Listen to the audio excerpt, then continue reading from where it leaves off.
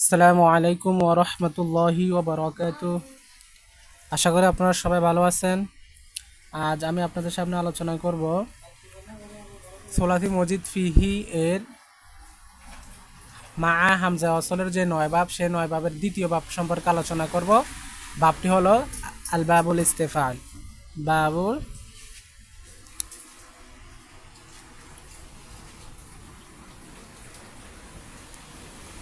ইস্তেফআলু। এ বাব চেনার জন্য সহজ একটি পদ্ধতি হলো, এভাবে শুরুতে একটা হামজা থাকবে, একটা সিন থাকবে, আর একটা তা থাকবে। হামজা সিন তা, এটা খুব সহজ, এত কঠিন না। হামজা সিন তা, এই তিনটি শব্দ তার শুরুতে থাকবে অতিরিক্ত হরফ হিসাবে। হামজা সিন তা ইস্তেফ আলু। আমি যদি মনে করেন ইস্তেফ আলু সম্পর্কে আমি যদি একটা কি দিই, উদাহরণ দিই আপনাকে, যেমন ইস্তেক ফারো, ইস গয়েন ফারো, ইস্তেক ফারো, ইস্তাক ফারো,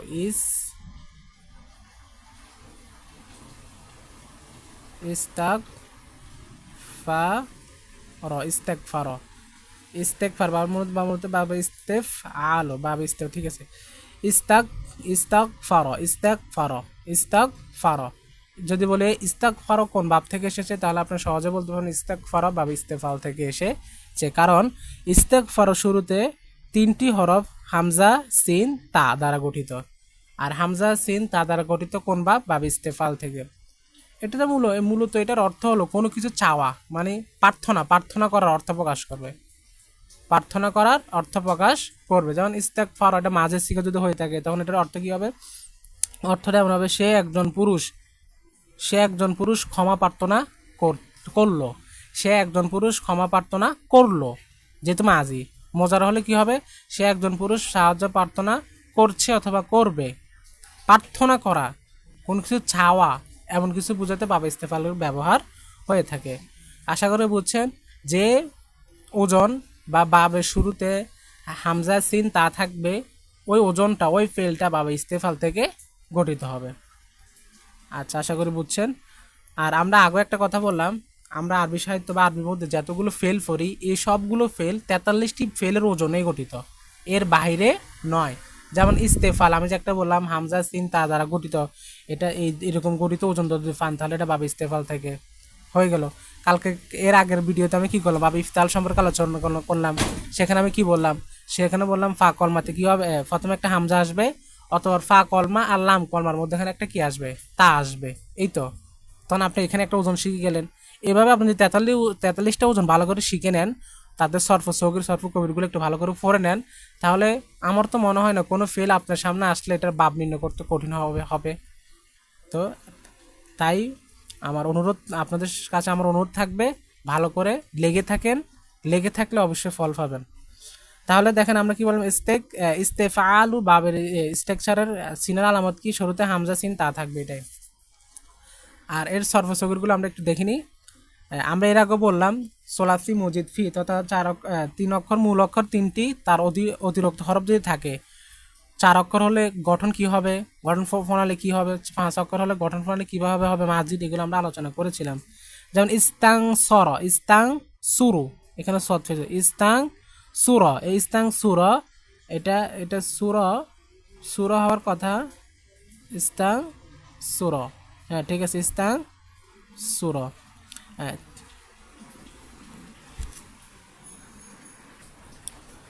তো এখানে ইস্তাং, এখানে একটু পেশ, এটা ভুল হয়েছে, এখানে ইস্তাং ছদ্ম জবর হবে। কারণ আমরা কি বললাম, মাঝি, এটা সকল, এটা দেখেন, এটা কিন্তু মূল অক্ষর হলো কি নুন সদ্র, তাই না? আমরা জানি, কিন্তু হামজা সিন তা তিনটা অতিরিক্ত হরফ, তাহলে মূল অক্ষর 3টি, তার সাথে 3টি অতিরিক্ত হরফ, মোট 6টি হরফ দ্বারা গঠিত ফেলে মাঝি গঠন ফলে আমরা কি শিখলাম? সেটা হলো একটা হামজা থাকবে, এবং দ্বিতীয় কলমা এবং চতুর্থ কলমা কি হবে? সাকিন যুক্ত হবে, জজম হবে আর কি। আর সবগুলো কি হবে? জবর হবে।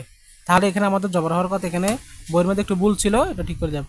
ইস্তাং সর, ইস্তাং সর। মোজারে আমরা কি করবো দেখো, ইয়াস তা সিরু, যদি 5 কলমা বিশিষ্ট অথবা 6 কলমা বিশিষ্ট ফেলে মাঝি গঠন করতে হয় মাজদার থেকে, তখন আমরা কি করব? সরি ফেলে মোজারা গঠন করতে হবে ফেলে মাঝে থেকে, মানে ফেলে মাঝে যদি 6 কমলা বিশিষ্ট হয় আর তখন ফেলে মাঝে থেকে যখন আমরা ফেলে মোজারা গঠন করব তখন আমরা আলামতে মোজারা আনবো জবর বিশিষ্ট এবং আলামতে লাম কর্মার পূর্ব কর্মা জের দিব আর খালি আমেল হিসাবে মোজারের শেষে মানে লাম কর্মা একটা কি হবে ফেস হবে। আর সবগুলো যেখানে সাকিন থাকার কথা সেখানে সাকিন থাকবে আর যেখানে জবর হওয়ার কথা সেখানে জবর হবে। যেমন খেয়াল করেন ইয়াস তাং সিরো, ইয়াস তাং সিরো। যদি 4 কলমা হতো তাহলে কিন্তু আমরা আলামত মোজারে কিন্তু ফেস নিতাম। যেমন আমরা কি ওই দিন কি লেখা আক্রামা থেকে উক রিমু, আক্রামা থেকে উক রিমু, এখানে কিন্তু হামজা আমি ফেস আনলাম 4 কলমা। কিন্তু যখন 5 কলমা বা 6 কলমা বিশিষ্ট ফেলে মাঝি থেকে ফেলে মোজারে করবেন তখন আলামত মোজারা আনতে হবে জবর বিশিষ্ট এবং লাম কলমার পূর্ব কলমা জের দিতে হবে আর আমেল হিসাবে খালি আমেল হিসাবে এখানে লাম কলমা আপনাকে একটা ফেস দিতে হবে। আর সাকিন যেখানে থাকবে সেখানে সাকিন সাকিনের অবস্থা বহাল থাকবে। তাহলে কি হবে দেখেন ইস্তাং সরা থেকে ইয়াস্তাং সিরু হয়ে যাবে। আচ্ছা এগুলো আগে আপনাদের সাথে আলোচনা করছি শুধু মনে রাখার জন্য, মনে করে দেওয়ার জন্য আবার আমি বলতেছি।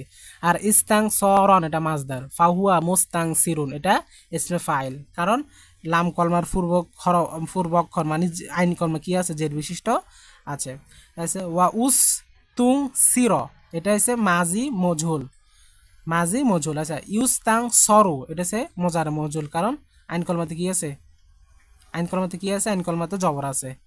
ফা কলমাতে মানে আলামত মোজার কি আছে ফেস বিশিষ্ট আছে। আইন কলমাতে কি আছে জের আছে, আলামত মোজা হ্যাঁ এখানে হামজা শি আছে ফেস বিশিষ্ট আছে। ফা কলমা ধরে আমরা এখানে ফা কলমা না কিন্তু শুরুর হামজা কি আছে ফেস বিশিষ্ট আছে। তাহলে এটা প্রথমে ফেস তারপর আছে শেষ কলমার পূর্ব কলমা জের।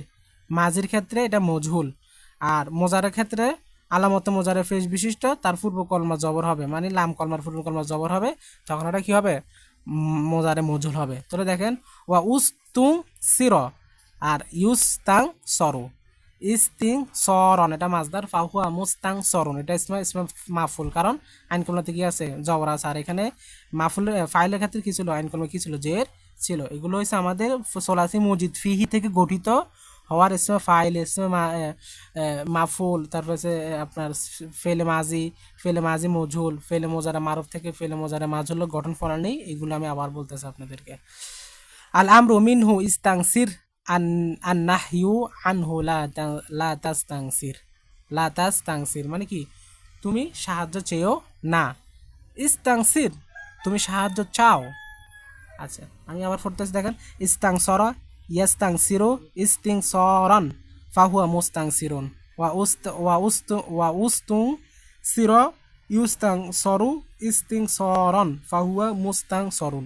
আল আমরু মিনহু ইস্তাং সির আর নাহিউ আনহু লা তাস্তাং সির।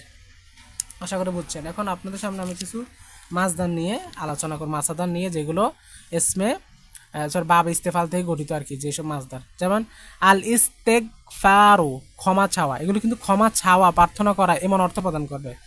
ইস্তাগফার ইয়াস্তাগফিরু, ইস্তাগফির তুমি কি করো ক্ষমা চাও, লা তাস্তাগফির তুমি ক্ষমা চেও না, মুস্তাগফিরুন ক্ষমা প্রার্থনাকারী, ক্ষমা প্রার্থনাকারী ইসমে ফাইল কিন্তু।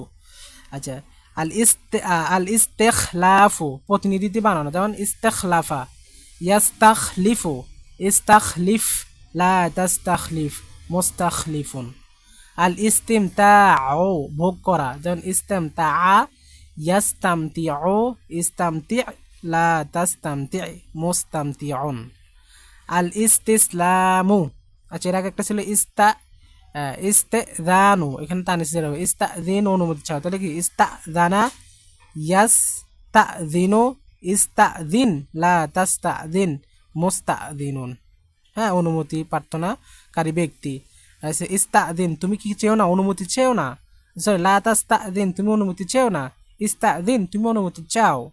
আল ইস্তিসলামু আনুগত্য করা, যেমন ইস্তাসলামা ইয়াস্তাসলিমু, ইস্তাসলিম লা তাস্তাসলিম মুস্তাসলিমু মানে অনুগত্যকারী ব্যক্তি, অনুগত্যকারী ব্যক্তি। আর ইস্তাসলাম অর্থ কি হবে সে একজন পুরুষ অনুগত্য চেয়েছে, হ্যাঁ এভাবে অর্থ মানে ছাওয়া অর্থ দিবে আর কি অর্থ করেছে। আল ইস্তেমালু ব্যবহার করা, আল ইস্তেমাল অর্থ কি ব্যবহার করা, যেমন ইস্তামালা ইয়াস্তামিলু, ইস্তামিল লা তাস্তামিল মুস্তামিলুন। আল ইস্তেনজাহু পবিত্র অর্জন করা। তাহলে কি হবে ইস্তাং জাহা ইয়াস্তাং জিহু ইস্তাং জিহ লা তাস্তাং জিহ মোস্তাং জিহুন। আল ইস্তেফসারু আল ইস্তেফসারু জিজ্ঞেস করা। তাহলে কি হবে ইস্তাফসারা ইয়াস্তাফসিরু ইস্তাফসির লা তাস্তাফসির মুস্তাফসিরুন। আল ইস্তেবে দালু পরিবর্তন করা। তাহলে কি হবে ইস্তাবে দালা ইয়াস্তাবেদিলু ইস্তাবেদিল লা তাস্তাবেদিল মুস্তাবেদিলুন। ইস্তেফহামু জিজ্ঞেস করা। তাহলে হবে ইস্তাফহামা ইয়াস্তাফহিমু ইস্তাফহিম লা তাস্তাফহিম মুস্তাফহিমুন। আল ইস্তেহজাউ বিদ্রুপ করা। যেমন ইস্তাহজা আ ইয়াস্তাহজিউ ইস্তাহজি লা তাস্তাহজি মুস্তাহজিউন। আল ইস্তেশহাদু দৃষ্টান্ত পেশ করা। ইস্তাশহাদা ইয়াস্তাশহিদু ইস্তাশহিদ লা তাস্তাশহিদ মুস্তাশহিদুন। মানে কি দৃষ্টান্ত পেশ করা ব্যক্তি।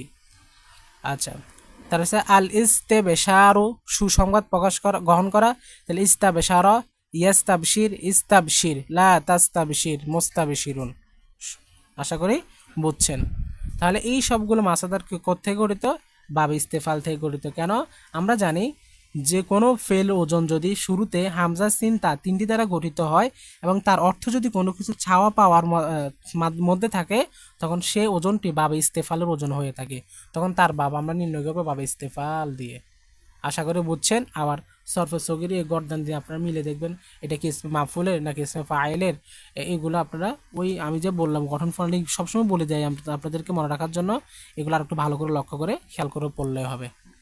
তো ভালো থাকবেন, সুস্থ থাকবেন। আল্লাহ হাফেজ। আসসালামু আলাইকুম ওয়া রাহমাতুল্লাহি ওয়া বারাকাতুহু।